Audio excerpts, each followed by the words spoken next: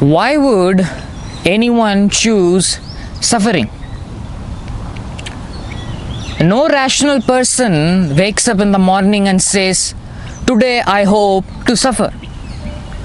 Every person seeks comfort, security, happiness, and peace.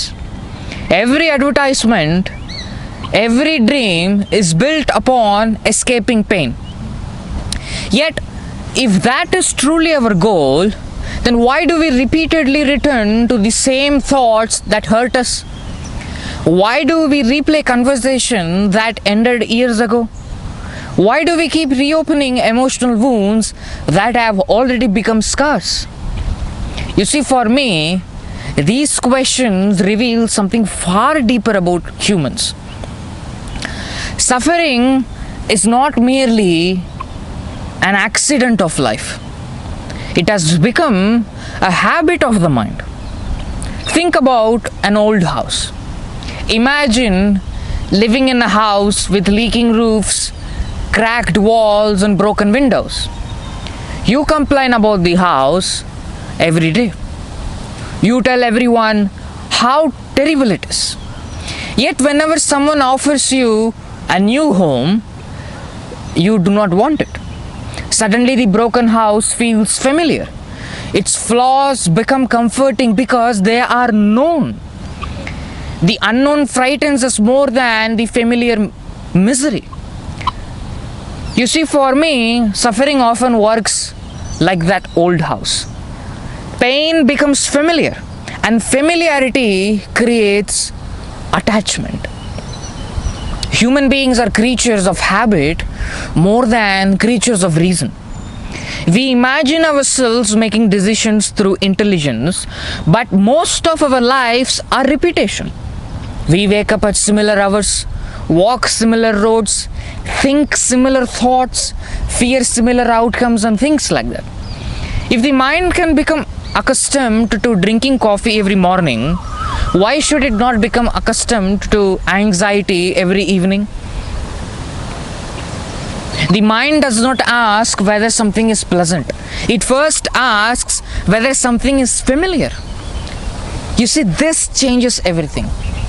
Because suddenly you realize that suffering survives not because it is enjoyable, but because it is predictable.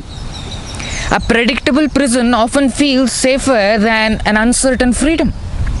You see, another strange thing about suffering is that it gives life direction. A person without answer often finds certainty inside pain. If I know I'm angry, I know who the enemy is. If I am jealous, I know whom to blame. If I am bitter, I know what occupies my thoughts. So suffering gives structure to chaos. It is like a compass that always points toward dissatisfaction. Remove the suffering, and many people suddenly have to confront something much more frightening, which is silence. In silence, there are no enemies. There are no your dramatic stories of spirituality or stories of how your partner fooled you and now you endured all those things and now you are a sane person. What happens in silence is that there is only the ordinary mystery of existence. And for many minds, ordinary existence feels unbearable. So the mind manufactures problems simply to avoid emptiness. Observe an ordinary day. Everything is fine. No crisis exists. Nothing terrible has happened. Yet within minutes, the mind begins searching. What if tomorrow goes wrong? What did that person really mean? What if I fail? What if I become irrelevant? What if nobody loves me in the future? What if my marriage fails? And things like that. The mind behaves like someone searching for a lost treasure, except the treasure it seeks is another reason to suffer. For me, this is one of the greatest absurdity of being human. When reality does not provide enough pain, imagination volunteers. But let me tell you something. All these things are just entertainment.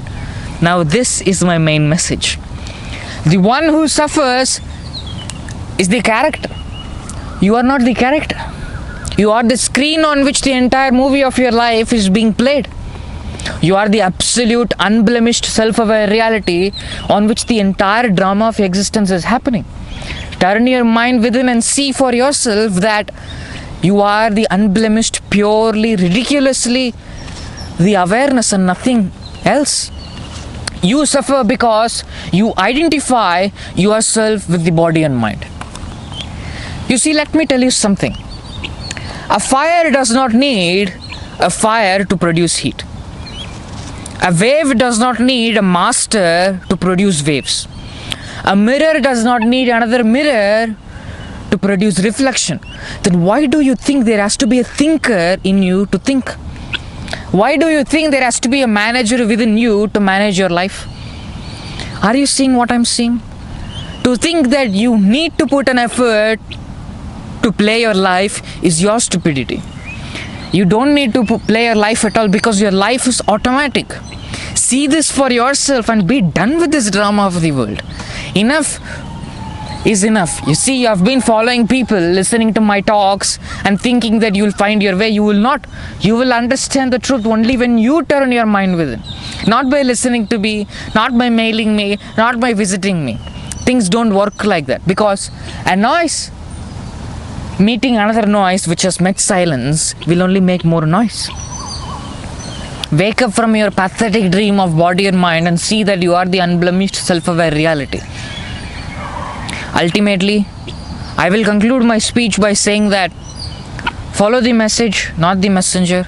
I am doing all this social media just to make a living and for the joy of speaking alone. You are the self-aware reality, which is the substratum of all, whether you like it or not or believe it or not. Thank you.